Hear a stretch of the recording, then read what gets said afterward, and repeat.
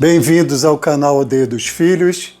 Neste vídeo, Avral vai falar sobre as ações positivas e negativas e como elas programam o nosso DNA kármico.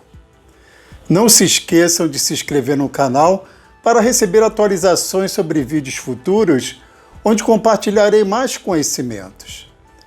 Preparem-se para receber incríveis informações que Avral tem a compartilhar. Então, prepare-se para essa jornada incrível juntos. Assistam ao vídeo e fiquem com Deus.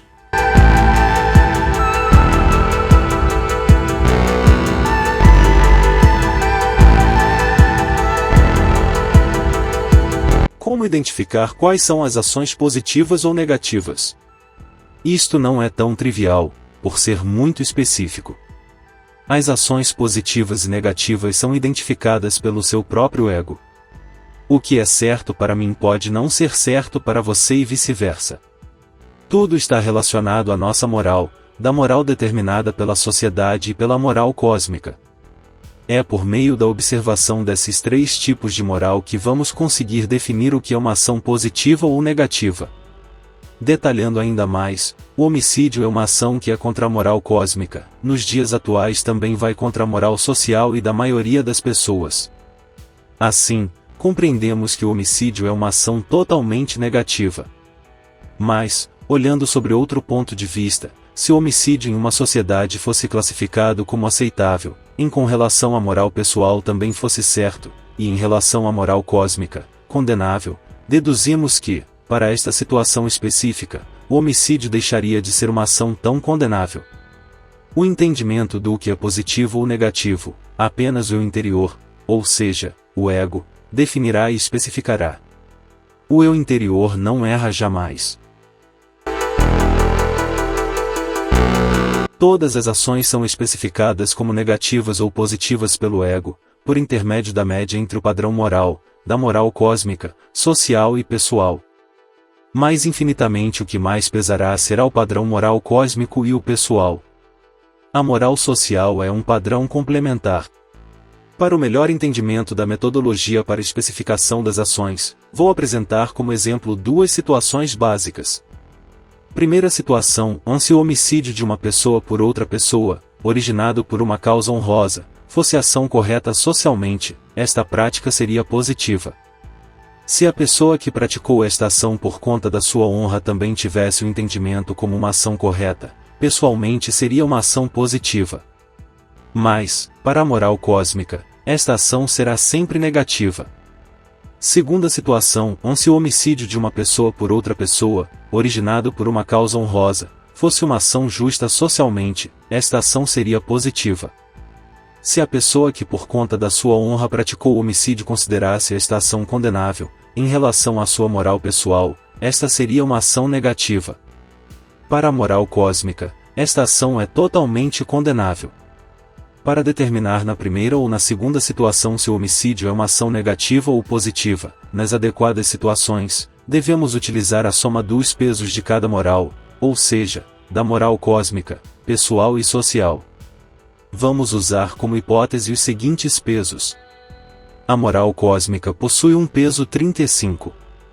A moral pessoal tem peso 35 e a moral social peso 30. Colocando em prática, na primeira situação, em relação à moral social e pessoal, o homicídio por causa honrosa é uma ação positiva, devido à soma dos pesos 35 mais 30 igual 65. O peso da moral cósmica é 35. Como o peso da moral social e pessoal somam mais que o peso da cósmica, na primeira situação o homicídio será uma ação positiva. Quando o peso da ação é qualificado como positivo é porque o seu peso foi maior do que o peso qualificado como negativo. O eu interior definirá o homicídio nesta situação como uma ação positiva. Logo, a energia isorropia energizará o teticose e não energizará a arniticose nas espirais de DNA.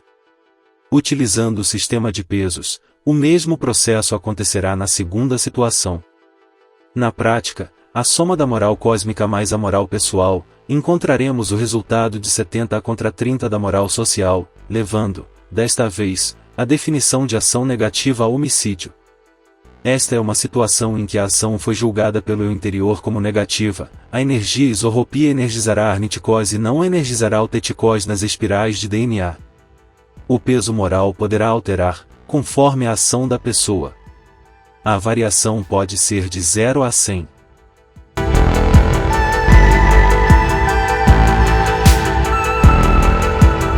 A programação do DNA kármico é a segunda etapa a ser processada, após a definição da ação que determinada pessoa realizou.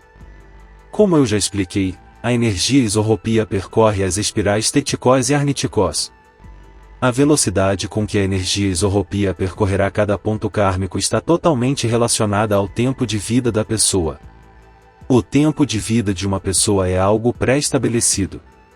O cronômetro regressivo é disparado desde a fecundação do óvulo. Agora vamos imaginar que em uma pessoa X, a Epexergasti percorra um ponto kármico a cada segundo. Esta pessoa possui 21 anos e é um espírito iniciante no reino humano, assim, não possui karma ou programação no DNA kármico. O DNA kármico atual é nulo e o DNA kármico para a próxima encarnação está sendo programado no seu DNA posterior. O DNA posterior será ativado apenas na sua próxima encarnação. Nesta pessoa X, conforme vai transcorrendo a sua vida, suas ações vão sendo classificadas em positivas ou negativas. Partindo do pressuposto que a cada segundo esta pessoa comete uma ação específica. E, também, a cada segundo a Epexergasti percorre um ponto kármico. As suas ações foram especificadas da seguinte maneira: negativa, positiva, negativa, negativa, negativa, positiva, positiva, negativa e positiva. Analisando a tabela, deduzimos que cada ação cometida foi registrada na devida coluna, no devido segundo de tempo. A ação número 1, especificada como negativa, foi registrada na arniticose, no primeiro ponto kármico, no primeiro segundo de tempo, do primeiro nó kármico. E desta maneira vai se realizando a programação genética. Vamos estudar o primeiro nó kármico. Encontramos 2 pontos negativos contra um positivo, definiu-se este nó como negativo. O segundo nó kármico também será negativo. O terceiro nó kármico será positivo. Assim, existe um desequilíbrio, pois existem 2 nós kármicos negativos opondo-se a um nó kármico positivo. Assim que a Epexergasti percorrer o quarto nó kármico, 2 situações poderão acontecer.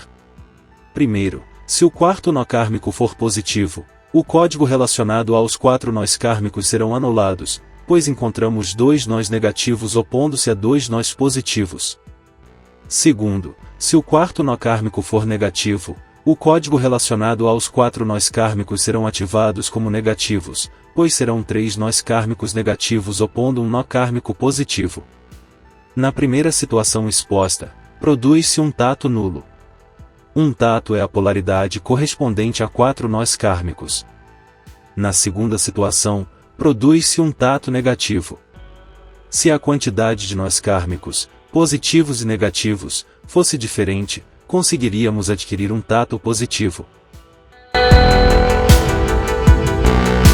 Segundo esta metodologia, a Epexergasti programa as nossas moléculas de DNA para a próxima encarnação, ou seja, o DNA posterior. No gráfico apresentado, sendo o tato nulo, seus registros são excluídos.